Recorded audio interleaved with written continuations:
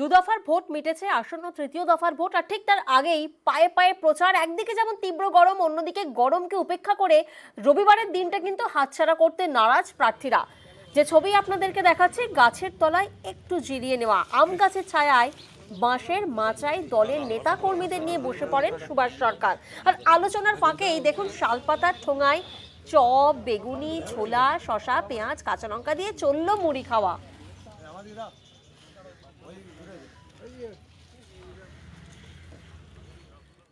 বাঁকুড়ার যে সকালবেলার জল খাবার, চপ, মুড়ি, তার সঙ্গে শশা, ছোলা, পেঁয়াজ, লঙ্কা, এটা খেতে খেতে এক নম্বর হচ্ছে 30 তারিখের নমিনেশন নিয়ে কথাবার্তা বলা, আর মানুষের সঙ্গে কথা বলা যে গত 5 বছরে কি কাজকর্ম হয়েছে সেই বিষয়ে কথা বলা।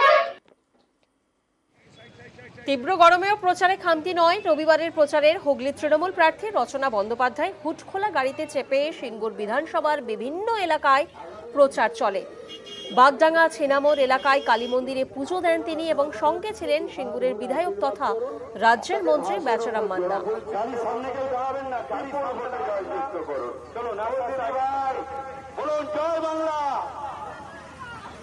আরে মালা দিলে বলতে হয়, বলুন জয় বাংলা। হ্যাঁ, চলুন।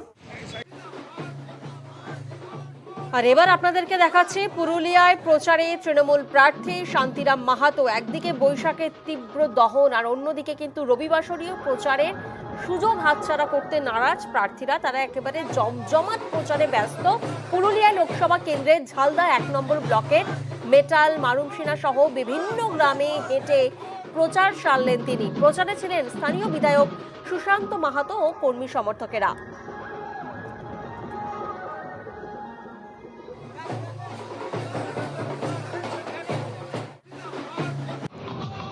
আর এবার হাওড়া সদর লোকসভা কেন্দ্রের ছবি আপনাদের দেখায়। সেখানে তৃণমূল প্রার্থী প্রসূন বন্দ্যোপাধ্যায়, প্রসূনের প্রচারে দেখা যায় অরূপ রায়কে। মধ্য হাওড়ার পঞ্চারণতলা এলাকায় প্রচার সারেন তিনি।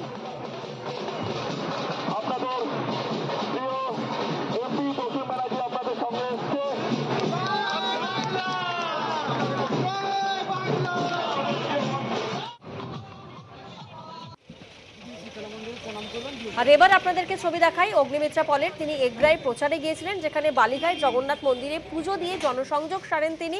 শুরু করেন মেদিনীপুর লোকসভার বিজেপির প্রার্থী অগ্নিমিত্রা পল তার প্রচার পুজো দিয়েই কিন্তু শুরু করেন। এবং যে ছবি দেখা যাচ্ছে দেখুন, কখনো টোটোতে, কখনো হুটখোলা গাড়িতে কিন্তু চেপে জনসংযোগ সারছেন। রবিবাসরীয় প্রচারে কিন্তু রীতিমতো ব্যস্ত তিনি।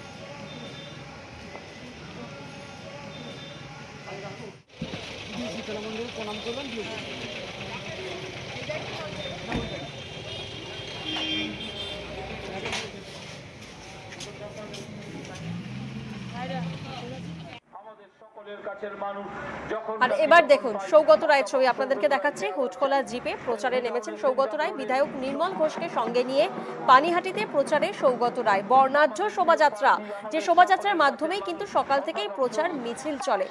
কর্মী সমর্থকদের নিয়ে 27 ও 31 নম্বর ওয়ার্ডের বিভিন্ন এলাকায় প্রচার করেন প্রার্থী।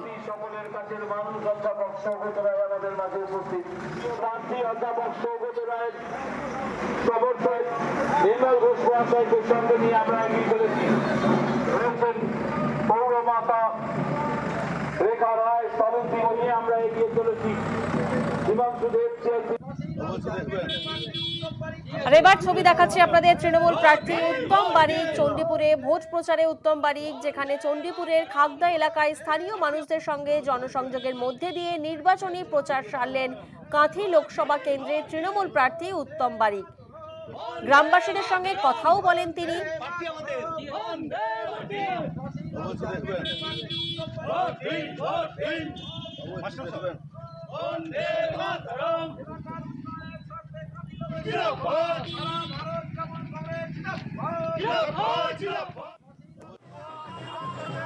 বীরভূমের ছবি এই মুহূর্তে আপনাদেরকে দেখাচ্ছে। বীরভূমের ভোট প্রচারে কংগ্রেস প্রার্থী মিল্টন রশিদ। সিউড়ি 1 নম্বর ব্লকের ঘটনা, যেখানে সমর্থকদের নিয়ে সিউড়ির করিদ্ধা এলাকায় তিনি প্রচার সারেন। দেখুন বাসে যাত্রীদের সঙ্গেও কিন্তু তিনি হাত মেলান এবং স্থানীয়দের সঙ্গেও কথা বলেন কংগ্রেস প্রার্থী মিল্টন রশিদ।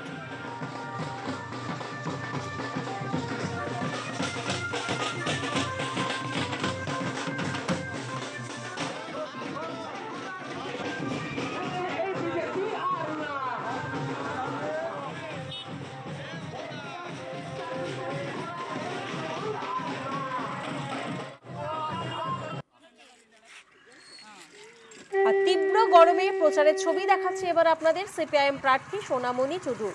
সকাল সকাল হেঁটে প্রচারের নামেন তিনি। বিকেল ও সন্ধ্যায়ও প্রচারে জোর দিচ্ছেন। বিকেল থেকে ছোট ছোট কর্মী সভা ও মিছিলের মাধ্যমে প্রচার করেন সিপিআইএম প্রার্থী।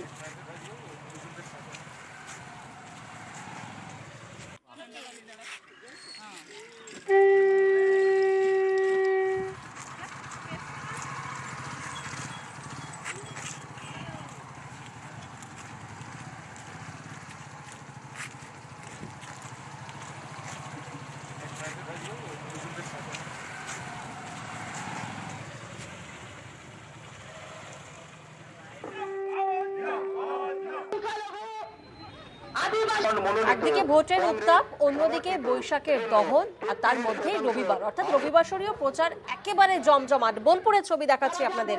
বোলপুর শহরে প্রচারে সিপিআইএম প্রার্থী শ্যামলী প্রধান। বোলপুরের রেল ময়দান থেকে মিছিল শুরু হয়, লজ মোড়ে এসে সেই মিছিল শেষ হয়। ছোট পথসভা করেন শ্যামলী প্রধান এবং জেতা নিয়ে 100% আশাবাদী সিপিআইএম প্রার্থী। সেই ভারতবর্ষে যে সরকার আছে, মোদী সরকার, বিজেপি সরকার, তিনি সর্বদাতে আমাদের কাছে এগিয়ে এসেছেন। আমাদের বয়স্ক যারা বাবা জেদারা আছেন তারা আমাদের কাছে এগিয়ে এসে বলেছেন আমরা আছি তোমাদের সাথে। কারণ একটাই,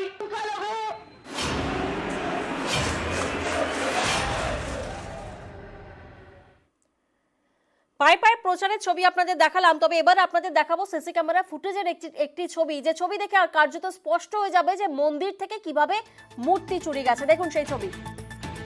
ঘটনা খড়দার সাঁকারিপাড়া এলাকার, যেখানে সিসি ফুটেজে ধরা পড়েছে সেই চুরির ছবি। মন্দির থেকে মূর্তি চুরি গেছে।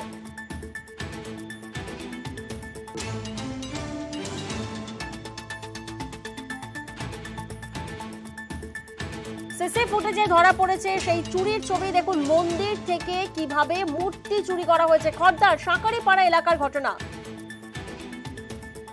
দেখুন প্রথমে ব্যাগ নিয়ে এলেন, আর তারপরে দেখুন ব্যাগের মধ্যে মূর্তি নিয়ে রীতিমতো পালালেন।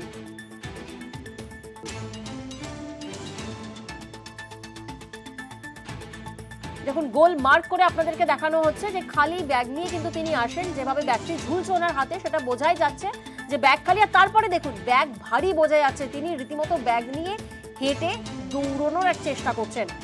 খড়দার সাঁকারিপাড়া এলাকার ঘটনা, যেখানে সিসি ফুটেজেই ধরা পড়েছে এই চুরির ছবি। মন্দির থেকে মূর্তি চুরি গেছে। যদিও আপনাদের জানিয়ে রাখি, রুইয়া এলাকা থেকে চুরি যাওয়া মূর্তি উদ্ধার হয়।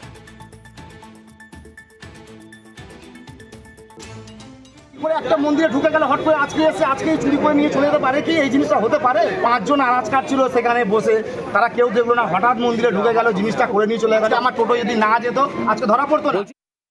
এসে আরতি করবো, দেখি ঠাকুর নেই। 500 বছরের মন্দির, লোক ছিল ওখানে অনেকে, ওরা বাইরে বান্দায় বসে আছে, ও নাকি যাচ্ছে আর আসছে।